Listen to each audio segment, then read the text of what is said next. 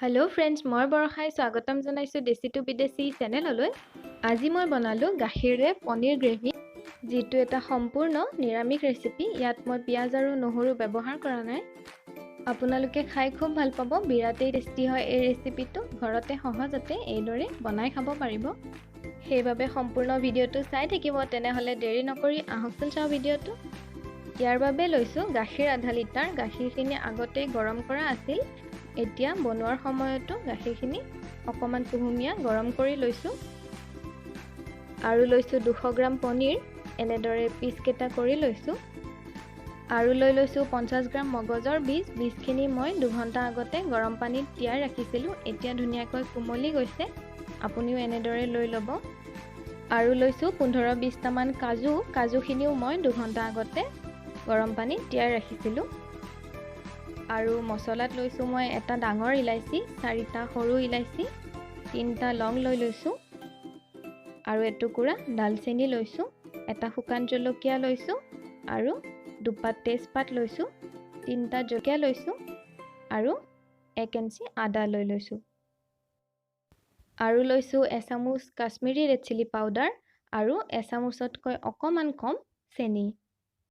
এতিয়া আহিছো ব্লেন্ড কৰা প্ৰসেছলৈ। ইয়াৰ বাবে এটা মিক্সাৰ জাৰ লৈ লৈছো। জাৰটোত মগজৰ বীজখিনি, কাজুখিনি আৰু আদা আৰু জলকীয়াখিনি লৈ লৈছো। এতিয়া একেবাৰে মিহিকৈ এটা পেষ্ট বনাই লম। পেষ্টখিনি ৰেডি হৈ গ'ল। খুব মিহিকৈ কৰি লৈছো, তেতিয়া গ্ৰেভিটো ধুনীয়া হ'ব। আপুনিও বহুত ধুনীয়াকৈ কৰি ল'ব। এতিয়া আহিছো নেক্সট প্ৰসেছলৈ। এতিয়া গেছত কেৰাহীটো পাতি লৈছো। কেৰাহীটো গৰম হৈ গৈছে। মই ইয়াত সানফ্লাৱাৰ অইল অলপ লৈ লৈছো। আপুনি যিকোনো কুকিং অইলে ব্যৱহাৰ কৰিব পাৰিব।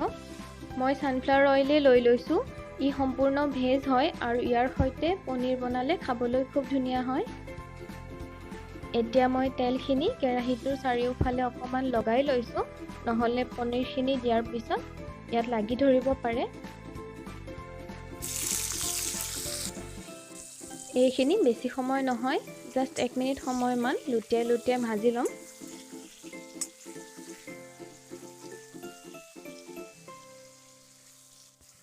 এইখিনি ভাজি হৈ গ'ল। এতিয়া মই এইখিনি প্লেট এখনত এইদৰে নমাই ৰাখি লৈছো। এতিয়া পনীৰখিনি কুহুমীয়া কৰি লোৱা গাখীৰখিনি দি ল'ম।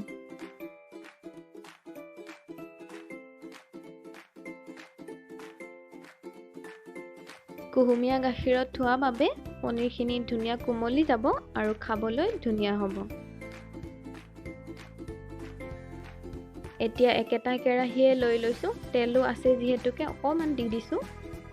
আৰু এতিয়া ৰেডি কৰি থোৱা কাজু আৰু মগজৰ পেষ্টখিনি দি দিছো।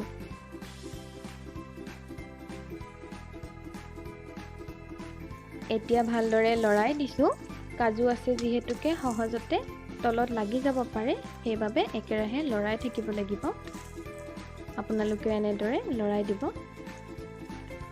এতিয়া দি দিছো ৰঙা জলকীয়াৰ গুৰিখিনি, আৰু এইখিনিও ধুনীয়াকে মিক্স কৰি ল'ম।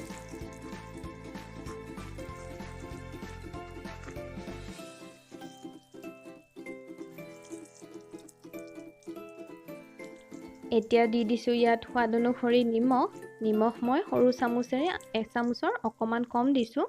আপুনিও সোৱাদ অনুসৰি লৈ ল'ব। আৰু এইখিনি এতিয়া ধুনীয়াকৈ লৰাই লৰাই ভাজি ল'ম।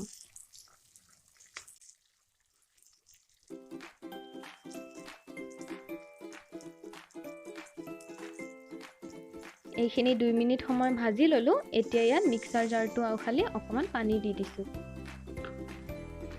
আকৌ ভালদৰে লৰাই দিম।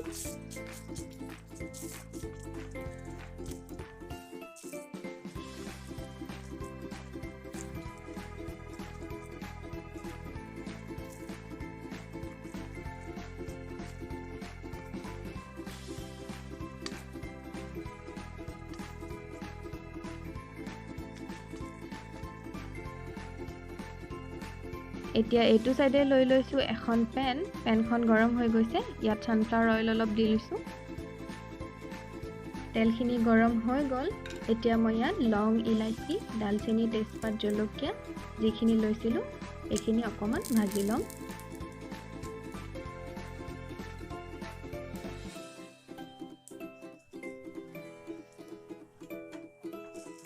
এইখিনিও ভাজি হৈ গ'ল। এতিয়া এইটো গেছ অফ কৰি লৈছোঁ আৰু এতিয়া এইখিনি উতলি থকাত তেলখিনি সহ মছলাখিনি দি দিছোঁ। এনেদৰে দিয়াৰ বাবে ফ্লেভাৰটো খুব ধুনীয়া হৈ আহিব আৰু এইখিনি অকণমান লৰাই দিছোঁ।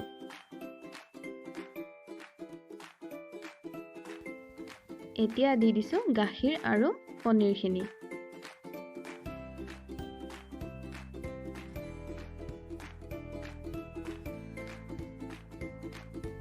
ভালদৰে এইখিনি লৰাই দিছোঁ আৰু গেছটো হাই ফ্লেম কৰি উতলিবলৈ দিছোঁ।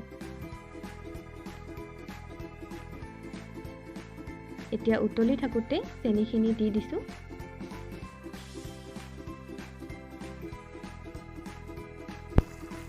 এতিয়া এইখিনি এনেদৰে উতলি আছে। উতলি থকাটো মই লৰাই দি আছোঁ। আপুনি এনেদৰে লৰাই দি থাকিব, নহ'লে তলত সহজতে লাগি যাব পাৰে।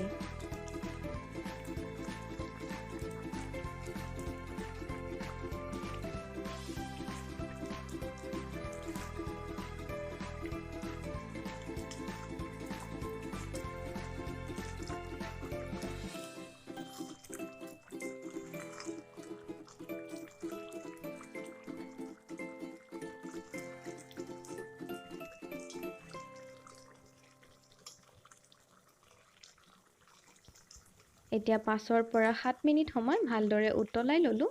দেখিবলৈ পাইছে ধুনীয়া গ্ৰেভি হৈছে। এইখিনি মই এতিয়া নমাই ৰাখি ল'ম।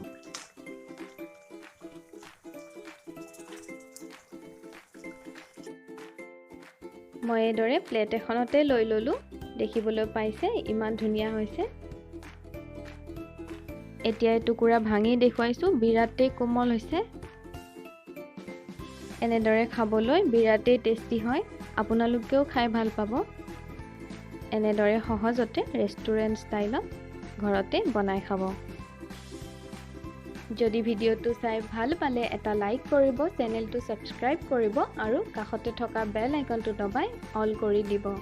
আৰু ভিডিঅ'টো ফ্ৰেণ্ডছ আৰু ৰিলেটিভছৰ মাজতো শ্বেয়াৰ কৰিব। আজিলৈ আহিছোঁ। পুনৰ এটা নতুন ভিডিঅ' লৈ আহিম। ভিডিঅ'টো চোৱাৰ বাবে বহুত বহুত ধন্যবাদ।